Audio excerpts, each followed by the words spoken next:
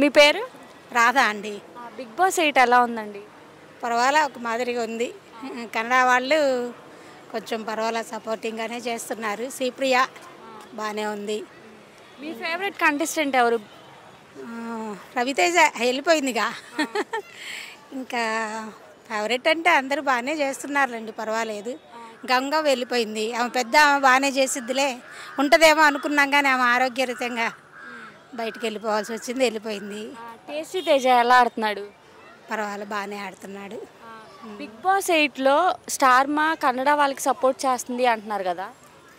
ఇంకా అవన్నీ రూమర్స్ వస్తూ ఉంటాయి కదా, అవన్నీ నమ్మేవాళ్ళు నమ్ముతారు, ఇంకా నమ్మనోళ్ళు నమ్మరు. అది మేము ఇక్కడ ఎక్సర్సైజ్ చేసుకుంటే చెమటలు కారుకుంటూ మీరు వచ్చి మమ్మల్ని ఇంటర్వ్యూ చేస్తుంటే మేము ఎలా చెప్పాలి?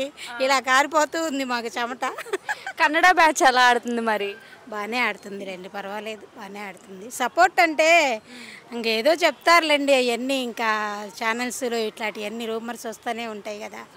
హౌస్లో ఇప్పుడున్న వాళ్ళల్లో ఎవరెవరు బాగా ఆడుతున్నారు మరి? శ్రీప్రియ బాగానే ఆడుతుంది. ఇంకా కన్నడ అబ్బాయి, ఆ గడ్డం అబ్బాయి, ఆ అబ్బాయి కూడా బాగానే ఆడుతున్నాడు. ఇంకా ఇంకెవరు ఏమో వాళ్ళిద్దరి మీదే మా ఫోకస్ ఎక్కువగా ఉంది ఇప్పుడు ప్రస్తుతానికి.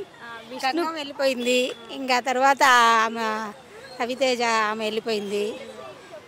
ఇంకెవరు అంతగా ఆ సీరియల్ నటుడు ఉన్నాడు చూడండి, ఆయన పేరు గౌతమ్. పర్వాలా ఏదో ఒకసారి బాగా ఆడినట్టుంటాడు, ఒక్కోసారి ఏమో ఉన్నట్టుండి డల్ అయిపోతాడు, అది విషయం. ఆ అబ్బాయి బాగా ఆడితే ఇంకా మంచి ఇంప్రూవ్మెంట్ ఉంటుంది ఆయనలో కూడా. అది విష్ణుప్రియ, యష్మి, ప్రేరణ, రోహిణి వీళ్ళల్లో ఎవరు బాగా ఆడతారు? రోహిణి కూడా బాగా ఆడుతుందండి, బాగా కష్టపడుతుంది ఆ అమ్మాయి కూడా. పర్వాలా ఆ అమ్మాయి రోహిణిలో పోటీకి కూడా పెట్టచ్చు, వాళ్ళిద్దరిలో ఛాన్స్ ఉండొచ్చు కొంచెం. ఫైనల్గా బిగ్ బాస్ 8 ఎలా ఉంది? ఎట్లయినా ఇంతకుముందు హౌసెస్ తర్వాతనే ఇవన్నీ, ఫస్ట్లో హౌసెస్ అన్నీ బాగున్నాయి, ఒక 2-3 ట్రిప్పుల నుంచి అంత ఇదిగా ఏం లేదు ఇంట్రెస్ట్గా. అయినా చూస్తాం కదా మేము, చూడకుండా వదలంగా.